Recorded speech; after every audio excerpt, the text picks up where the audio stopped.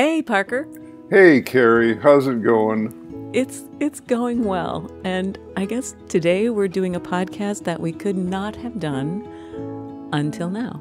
Absolutely. Reason to be revealed in a moment, including the fact that on today's podcast we have a very, very special guest that I'm excited about. So welcome to The Growing Edge. I'm Parker Palmer. And I'm Carrie Newcomer. To the words and how they live between us, and to us and how we live between the words.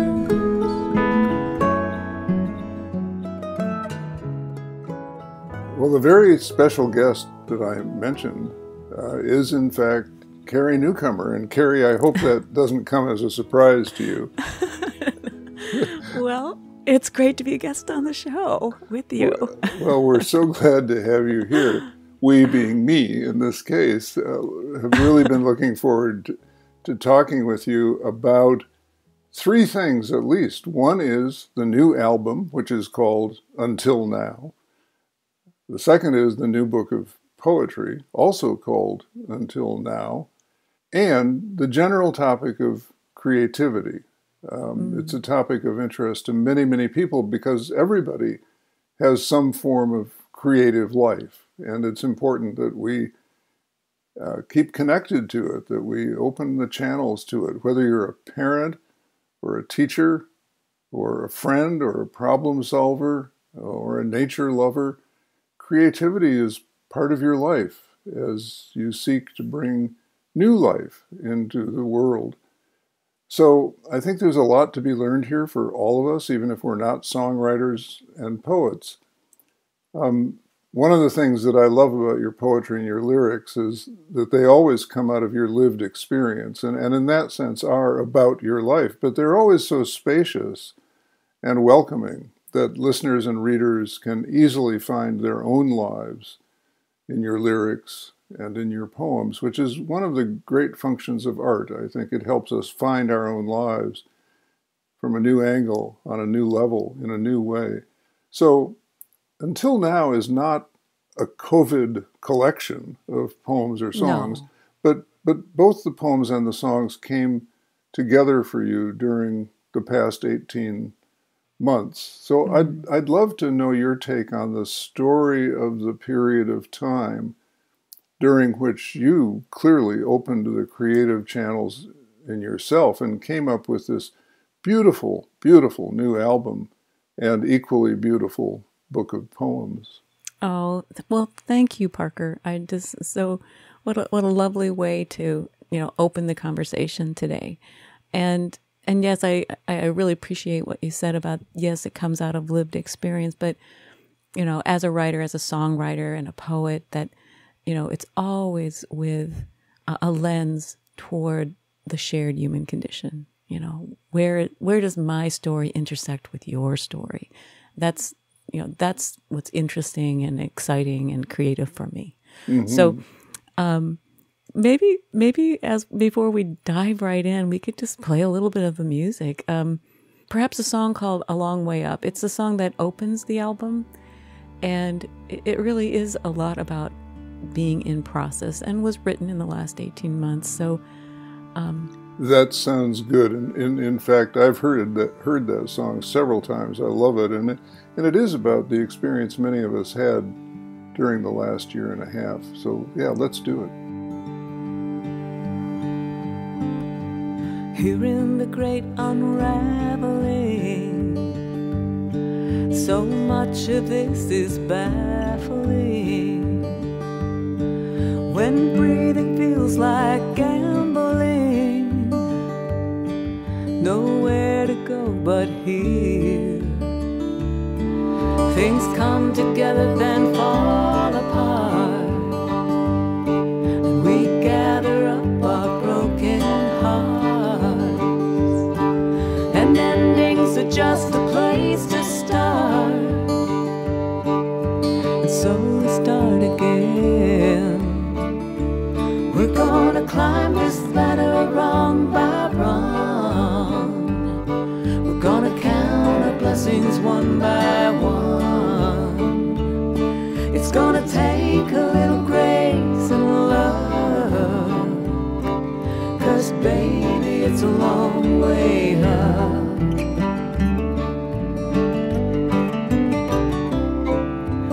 Baby, it's a long way up. When days are short and the stars are light.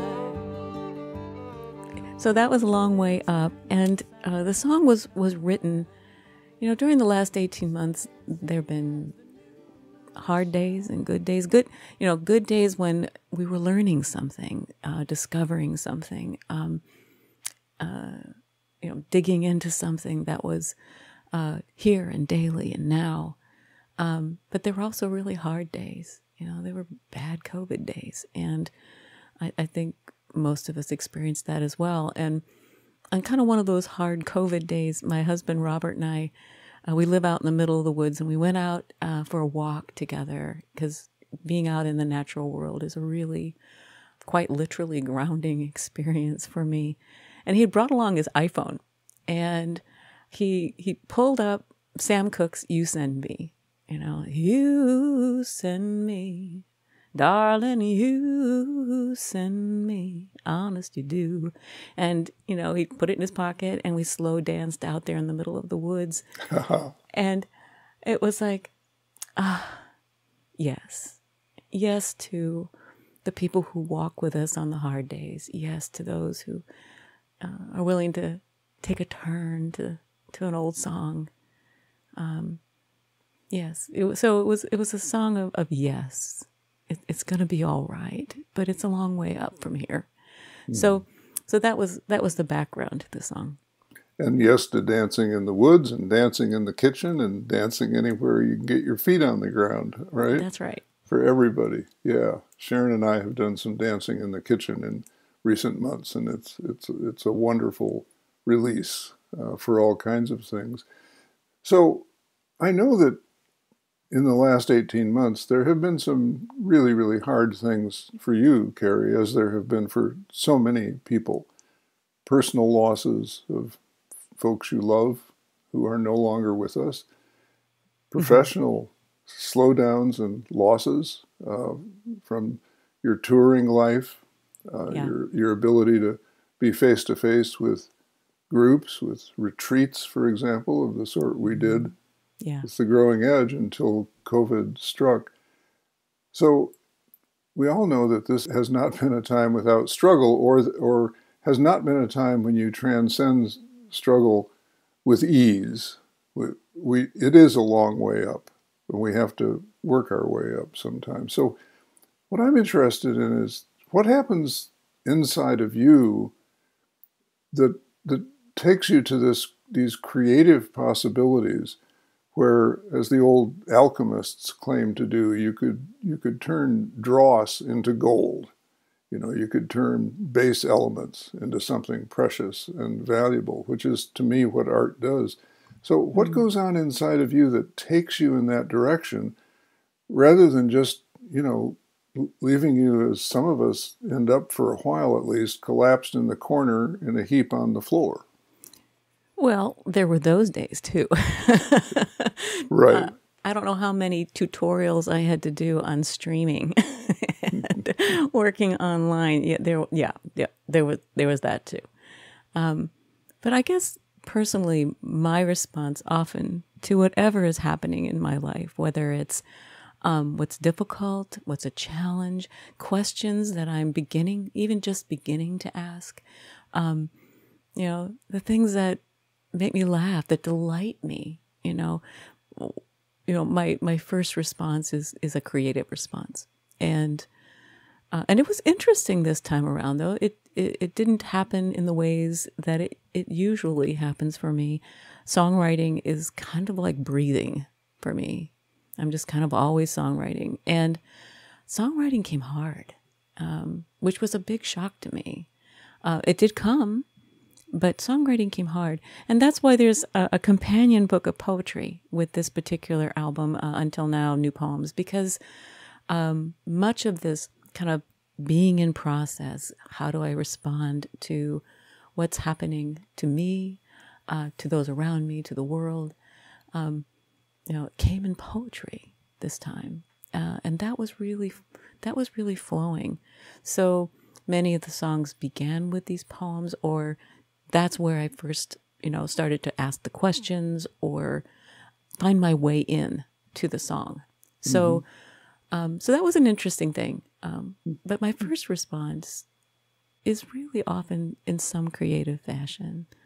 Can I sing about it? What interests me about that, Carrie, is that when you found one channel of creativity at least partly blocked, you turned to another one. Yes. Rather than throwing your hands up and saying, "Oh, my creativity is gone, all is lost," for a while. And that's a scary process when something that always, like, oh, and you consider, this is me. This is how I operate in the world. This is always, that kind of an idea in terms of how you think of yourself and how you operate in the world. The last 18 months, I think that got turned on end for a lot of folks. The way that we do our lives changed dramatically. And for some of us, irrevocably, so that idea of finding a new channel. And there were days where the songs weren't coming and the poems weren't coming. So what's the well, I think I'm going to make a new soup recipe today, And I put together a book of soup recipes for a benefit project I do for a food bank. And responding creatively is really good for me. And it really is how I'm kind of, I'm geared. But this was interesting because when one channel was not really operating like it usually does, to look around myself and say, a new knitting project, just how I creatively was creating community. Oh my gosh, we had so many online euchre games, which is such a Midwestern thing. Anybody not in the Midwest, it's like a game, a card game that you have to play, or they make you, move to another part of the country. So creative community, and people were doing a lot of that. What is the channel that I can stay resilient, stay grounded, stay connected? Those were really important questions for all of us. Yeah, I like that a lot. And again, I hear a clue in there that others of us, including myself, could use. I'm very fond of quoting William Stafford, the great poet, who was once asked, "How did you write so many wonderful poems, Bill?" He said, "Oh, that's easy. I just lowered my standards." and of course, there's a big joke at the heart of that, which is why we laugh. But once you do this, you realize you're really not lowering your standards. You're just finding. It's like water will seek a way to flow. Water will seek to escape whatever is confining it. And this urge to life that is at the heart of being human will find a way to flow if you allow it in your own mind and in your own consciousness. So a new soup recipe, or any of or knitting something, can stand in for the poem that's not coming or the song that's not coming, which is a very different response than falling into despair over feeling that my main creative channel is blocked and now I'm lost. I don't know who I am. I don't know what to do. I mean, again, to translate it into ordinary life, as many of us have lived it, when my kids left home, I remember thinking, oh, now who am I when I'm not a parent? Because that was such an important part of my identity. But there's always a new channel for that water of life to seek, isn't there? Yeah, there is. And I think that's important. And in this past 18 months, there's a line in one of the songs called "A Wolf at the Door" that says, "We can't just be healed, we must be transformed." I guess this was a continuing thing. There's another song called "I Will Sing a New Song" that was inspired by a Howard Thurman poem. And it starts out, I don't know how. I don't know how. No, I don't know how. I've never done this before, at least until now. And I think a lot of us, I've never had to do this like this before. And also, I think, in terms of questions, we live very busy lives, and the perpetual motion machine of our culture, for a lot of us, some of our main outlets for, I don't know, what's your coping strategy? All our good and our healthy ones, the ones that, okay, I go to the gym, whatever it is, we're not available. So I think there's been a lot of exploration. There's been a lot of growing edge stuff, like, okay, here's my healthy coping strategies. Here's my unhealthy ones, and they just showed up at the door, Yeah. And so how do I work with that? Yeah, So exactly. And it reminds me really of where we originally came up with the idea of the growing edge, which was from Howard Thurman's writings, in a beautiful quote where he says, in the middle of death, the growing edge is the birth of a child, or the coming into the world of something new. That's life's eternal answer to death. And I think what I hear you saying is that the staying on that growing edge has a lot to do with giving ourselves permission to find a new route, again, for that water of that unstoppable water of life, until we decide to stop it in one way or another. And it just strikes me as something that a lot of us can be doing. What's the new opening for this, for the life power within me, and how do I get the monkey off my own back about X having been taken away from me, and somehow imagine that Y, Z, and the rest of the alphabet is not available, because it is, Yeah. How about some more music? Sounds good. So I'd maybe like to play a little bit of a song called Like Molly Brown. And this is so many of my songs, I just have to just, fess up here.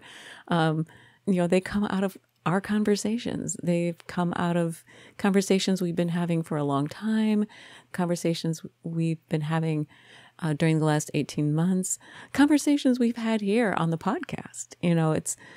And one day you texted me and said, well, Carrie, I was talking about some creative thing I was trying to do. And, maybe the 95th, YouTube tutorial I'd been looking at. And you said, well, Carrie, you're just a Molly Brown. Yeah, I said, you remind me of the unsinkable Molly Brown, which is emblazoned in my memory because I was on the Titanic, maybe you don't know. Anyway, oh my gosh. That's where Molly Brown got famous. But I love this song about all the ways we can be Molly Brown, unsinkable in our own lives. Yeah, so after I got that text, I went out again for a walk. I went out on a walk with my dogs, and I just started singing. Out there in the woods with me and the squirrels and the dogs, and which sometimes, that's sometimes how a song will start for me. And I'm going to live my life like Molly Brown, picking up an oar when the ship went down, So it became a song about resilience. And also it really features a lot of really strong women. I've been having conversations with a lot of women who said, okay, here we are, roll up the sleeves, make things work, take care of the kids, organize the pantry. It's like, so it was kind of, like I said, a song about resilience, a song about the horizon that we keep rowing toward, about the ancestors who worked so hard and came so far for us, that, the shoulders we stand upon, to kind of honor that as well. And but in a way that felt just really like a celebration of it all. Yeah, well, let's hear it. Like Molly Brown.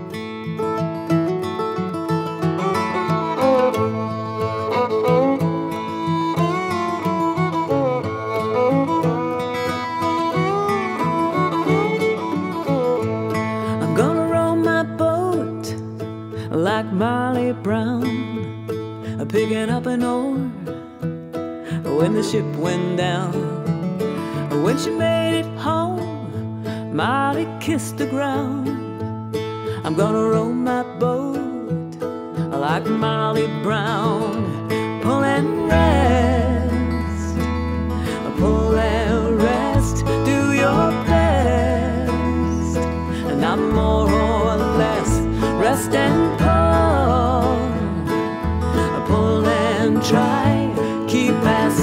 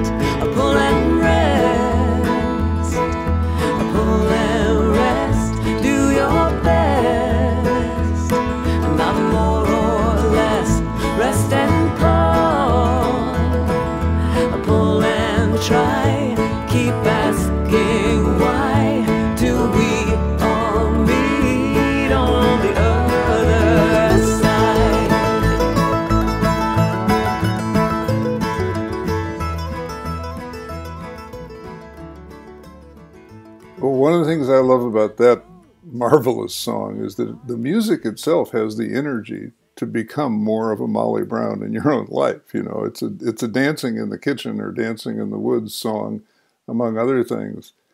But just the energy of the music itself, the beat, the arrangement, the beautiful instrumentation. Thank you. I mean, it's all there. It's all there. It's the whole kielbasa, as we say in Wisconsin. Oh, well, it was fun, and it was fun to record that recording. I worked with the most wonderful musicians. I'm very fortunate. I have had the opportunity to work with so many fine musicians, and this particular group was just a wonderful. Individually, each one was just beautiful and brilliant and unique, and as a group, really worked in just this kind of magical way. And it was right after we'd all been vaccinated. So it was one of the first times we could be in the studio and actually making music together. There was a sense of joyousness about it. And I think you hear it in that last song. Paul Cowart, Jordan Tice, our wonderful Gary Walters, who people hear always on this podcast, and Allie Summers, who played that fiddle, that just kind of really rollicking fiddle on the last song. Yeah, if we could pour a bunch of Allie's spirit into the national water supply, we'd come alive as a country in new and wonderful ways. I know several of those people, so I can imagine and I can hear what a joyful session that must have been. Yeah, and I should mention, there's a line in that song that came out of this podcast. We had a wonderful conversation with Valerie Cower, and. Yeah.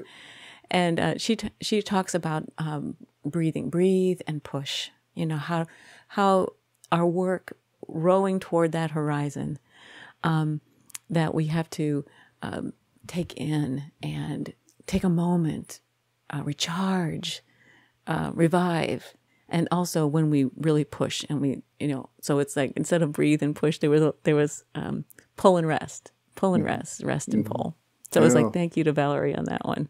Yeah, well, Carrie, you keep illustrating something that's always struck me about you and your creative process, is that you're engaged in that process not only during the times that you're actually writing and focusing and putting the pieces together, but you engage in it every day by being very observant of all the little pieces that are out there that might someday become part of a creation, of a new creation for you. You see the little things that matter, and I think in some way you honor them, you make a deep bow to them in the moment, no matter what's going on, a comment on a podcast, or a note that I might drop you on text or in email. You note those things. You're a scavenger, really. You're like a magpie. All artists are. As all artists are. It's like it's all. Though I remember talking to a pastor once when he retired from being a pastor and didn't have to write a sermon every Sunday. He said, "Whew, I can stop thinking of everything that happens to me as a possible sermon." Right, exactly, yeah. And I think probably songwriting and poetry writing have asked me to be more present. It's like I think probably my most consistent spiritual practice has been songwriting and poetry writing, because it asks me to be present, it asks me to be here, it asks me to open my heart in a way that takes in life, the hard and the good and the easy and the delightful, the grievous. I mean, just to open to all of it and to pay attention. I've taught songwriting workshops from time to time, and I usually say you can't write a song if you weren't there. It's like if you're 2 hours behind at what someone said or did, and if you're 2 hours ahead and whatever you're worried about, you miss.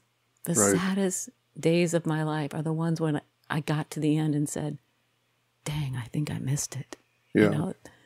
And being an artist, being a writer, being a poet has probably encouraged me in ways that I would call my most consistent spiritual practice. Yeah, and I wanted to share just a little example from my own non-songwriting life, although with your help I did write one song, And I still haven't heard from the Rock and Roll Hall of Fame, but What's the matter with I that? check the mail every day with great hopefulness.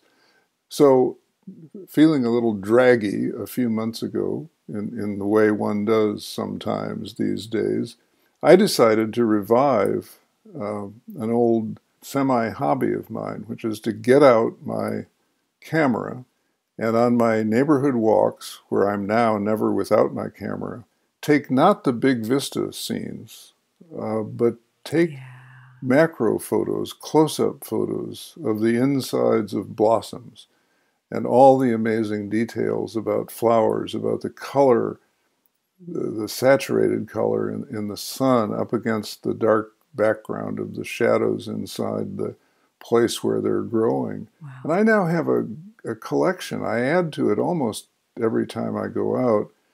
And I can't exaggerate the amount of peace it brings me to have those images in my head, to be paying attention to the little stuff.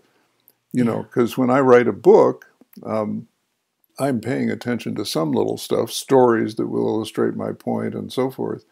But it's often big picture stuff, democracy, education, community, leadership, big picture stuff illustrated with microcosmic examples.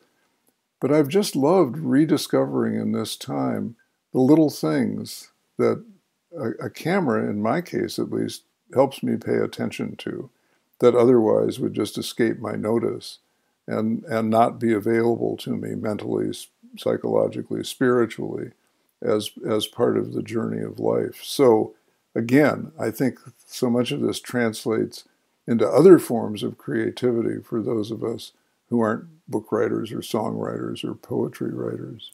And that's a great suggestion for our listeners, you know, and most phones have cameras now, to take a walk and to take pictures of something close up, like an inch, 2 inches. You know, my poor daughter, I have very few like pictures of things like Christmas and holidays and birthdays, but I've got a lot of moss and rocks and, you know, tree bark, you know. But I think that's a great encouragement to those who are listening today. Try it. Try going out and doing Parker's you know, I walk think, around the block thing. I think you have a song that actually speaks to that, about what you won't see on cable news. That song really struck me. Well, it's a poem, actually. Let's hear it. It's a poem, and Can I just, while you're looking for it, I'll just interrupt to say that when I blurbed these two wonderful creations, the album and the book of poetry, I said, you know, when you hear Carrie Newcomer sing, you're hearing poetry, and when you read her poetry, you're hearing music. So it's no wonder that I confused a poem with a song, because it's also musical for me. well, thank you, Parker. You know, it means a lot. Okay, well, this is called What You Won't Hear on Cable News. I want to tell you what you won't hear on cable news. About a young woman in an airport who was so exhausted and harried by hours of delay, by wrangling an overtired toddler, that when her little boy finally and completely melted down and planted himself on the floor, she sat down beside him and started to cry. I want to tell you about the 5 random women who immediately flowed in from all directions. One pulled out a little toy from her purse. One offered a snack or to go get something to drink. One who called the child honey, wiped his nose with a tissue, and offered another to the grateful mother. And the one who asked if it was all right to walk hand in hand with the child right there at the gate, close by and always, always in sight. I want to tell you about a man who makes soup and bread and then gives it away, and about the nurse who held his hand when he was breathless and afraid. I want to tell you about my neighbor who drives around all winter with snow chains in his car just in case someone needs help. I want to tell you about all the people I meet who keep extending themselves and braving the risk of being told it's none of their business, who offer a hand or a bit of encouragement or a couple of bucks, who will walk a fussy child around a gate because it's the kind thing to do. I want to tell you that the world still turns every single day on an axis of goodness and unexpected grace that shows up without fanfare and often where you least expect to find it. Beautiful. Thank you. Powerful reminder, life-giving reminder. Both a result of creativity and an inspiration for creativity. I mean, the creativity in those 5 women who came to help, to surround and support and just offer simple love. It's a beautiful story. Well, I think that's something, often my poems and my songs are reminders to myself. I think we've talked about it before that I don't write songs and poems because I have an answer. I do it because I have a question. And often they're reminders to myself to continue to ask the question, what is life-giving? What is sustaining? Where is hope found? What does it mean to be a good friend, a good partner, a good citizen? There's a lot in these 2 companion pieces that are about being in process, and being vulnerable with that idea of being in process. That there's a poem, the first poem in the book is, I'm learning to sit with not knowing. Because I think it's taken a lot of self-compassion, being able to operate in a time when there was so much uncertainty. And so much to process, that something would come at me, and that idea of wanting to always rise to my best self, but not always doing it. It's like, all right, this was a bad day, but wanting to, and then learning from the process. So yeah, there's a lot about being in process. There's a lot about being vulnerable. A lot about where do we find that life-sustaining resilience and hope. And there's also some humor in it, because I think you and I share that too. I think it's really important. It's really important to be able to laugh at myself. Yeah, I had the song where you talk about trying to be the person your dog thinks you are. I laughed so loud I had to start the song over so I could hear the whole thing. So yes, amen to humor. Let's talk about why it's hard for us to be in process, why it's hard to sit with not knowing. I mean, I guess the first thing that comes to me, Carrie, is that we're so programmed to try to bring things to a conclusion. We're so processed to having to know the answer.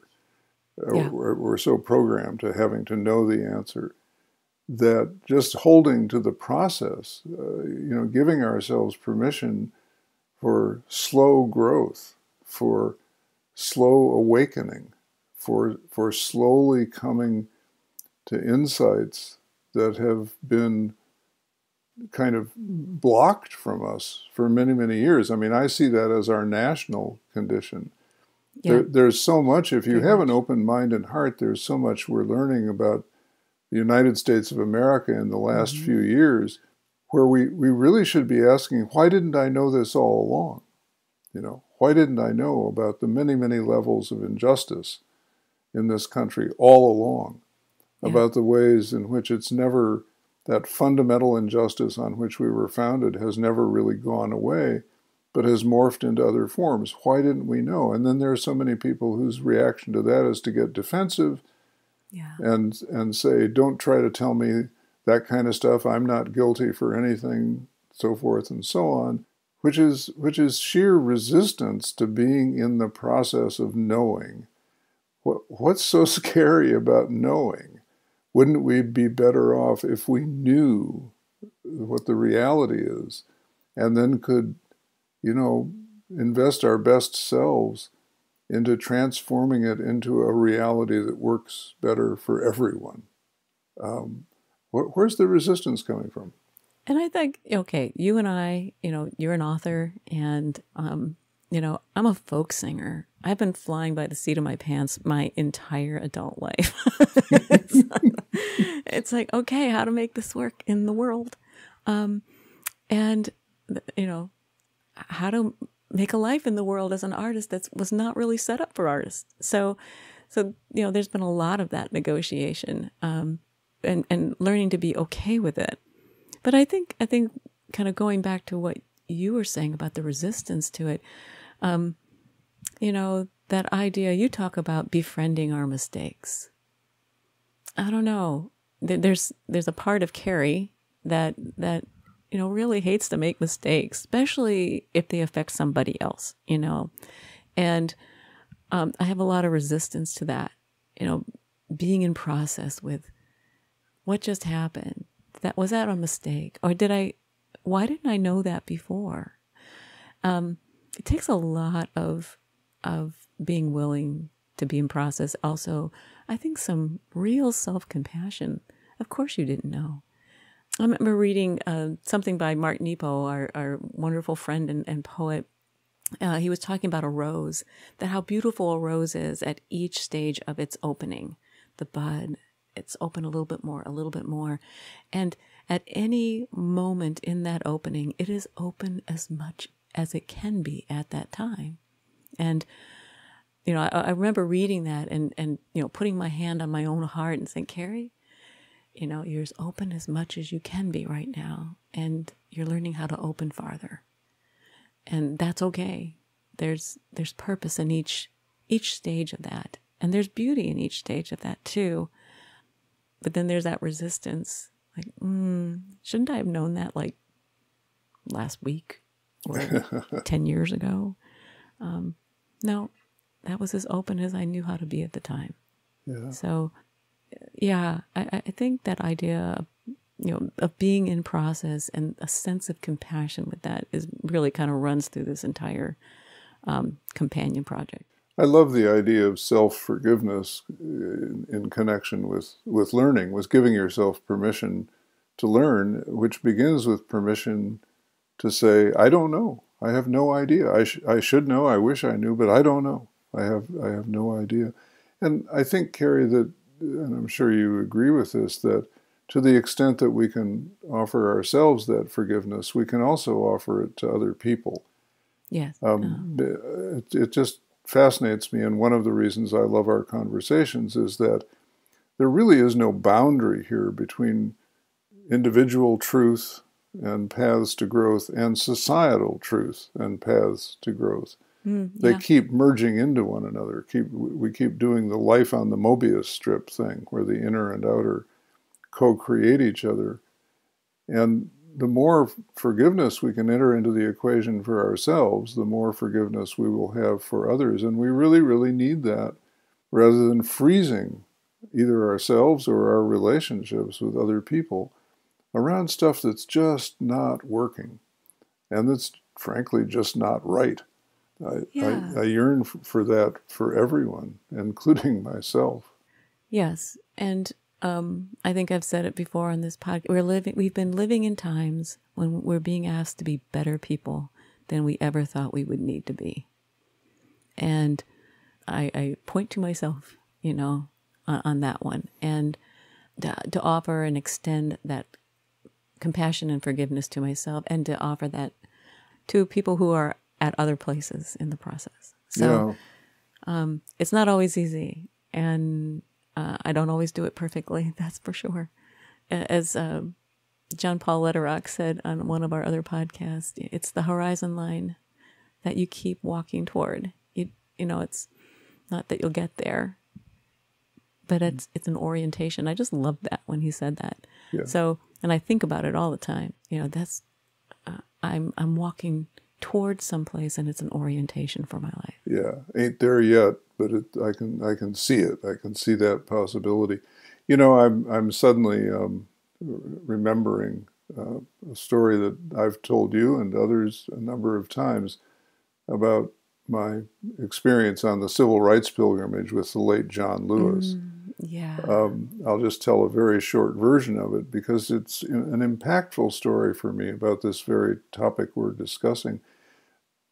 I heard him tell the story of having been beaten nearly to death before Bloody Sunday, when he and a colleague were working in South Carolina, and some young white men rushed the bus station and beat them bloody with baseball bats. And they had to find a safe house because no hospital would treat them. They had to heal up and then go about their work.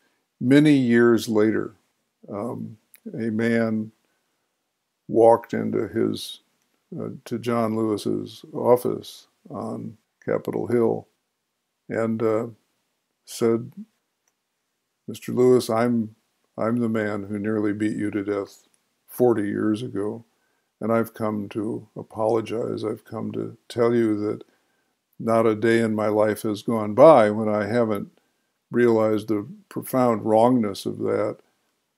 I've come before I die. I'm an old man now, and I've come to ask your forgiveness. Will you forgive me?"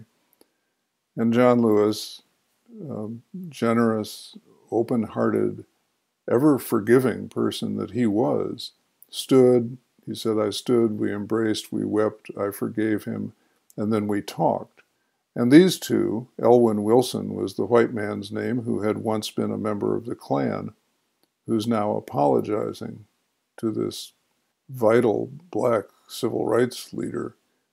The two of them toured their conversation publicly for a couple of years before Elwyn Wilson died, to show people that it could be done. But the punchline for John Lewis's story, as I heard him tell it on the civil rights pilgrimage, was this. He said very quietly, very humbly, he said, "People can change. People can change." Yeah. And those lines are just engraved in my mind and heart. And I remember very vividly the impact that they had. The first wave of impact on me was, oh, good, those people out there that I don't appreciate can change. And then I instantly said, whoa, that's not where this starts. I can change. I can change. And that's where everything begins. So that kind of forgiveness, that kind of blessing, really, that John Lewis extended to all of us in that remark, is powerfully meaningful. And I think it is a way through this impasse we get to about not just being healed for ourselves, but being transformed for the sake of the common good. I love that story. I so appreciate your response to it in terms of the first response, oh, those people, and then that turning to yourself and saying, I can change too. And I love the story, and I love your response. So yeah, that idea of being in process. I think we are getting close to the end of our podcast. Should we do one more song before the close of our podcast? I'll take all the music I can get, Carrie. You know that. You know me. Just it's like, oh, just let me sing, and I'll be fine. I'll be fine. I would like to, mention to people that the album and the book both are published. They'll both be released on September 10th of 2021. It's when this podcast comes out, you can pre-order it, and it will be out into the world on the 10th.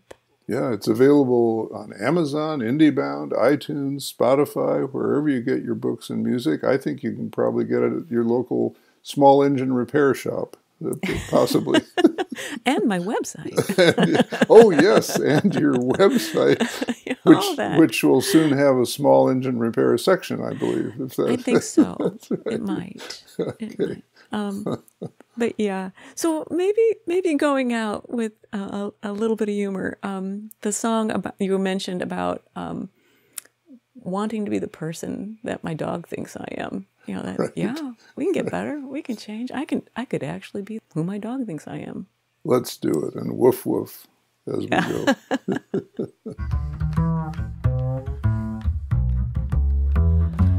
I have a great dog who loves me more than bones. She's seen my best and worst and still calls me her very own. She doesn't think I need a Nobel Prize. I'm just fine in her eyes. And heaven help anyone who tries to tell her something less. She's just not impressed.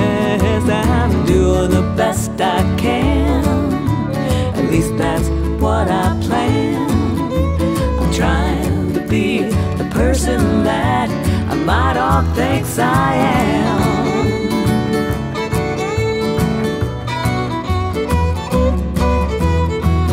There's room to improve, my mother used to say.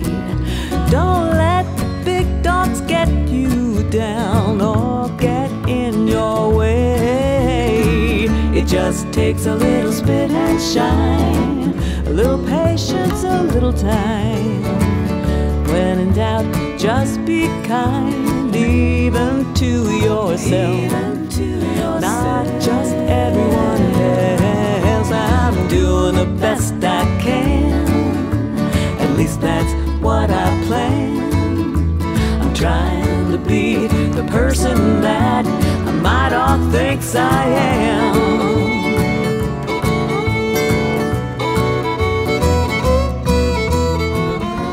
You've been listening to The Growing Edge with Carrie Newcomer and Parker Palmer.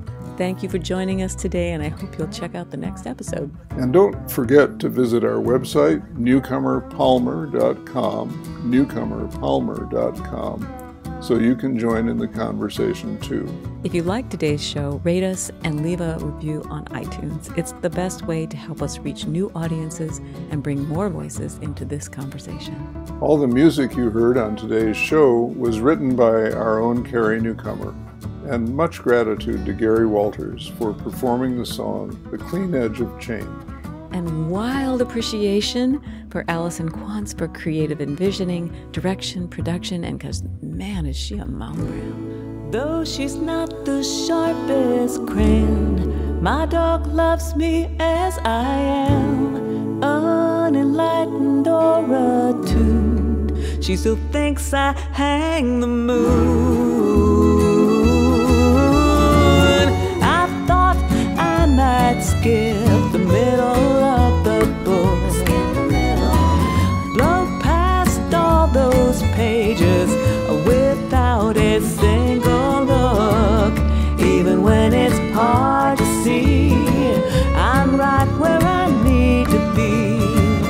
We all learn to some degree, one step at a time, and this step is mine. Best I can, at least that's what I plan. I'm trying to be the person that my dog thinks I am.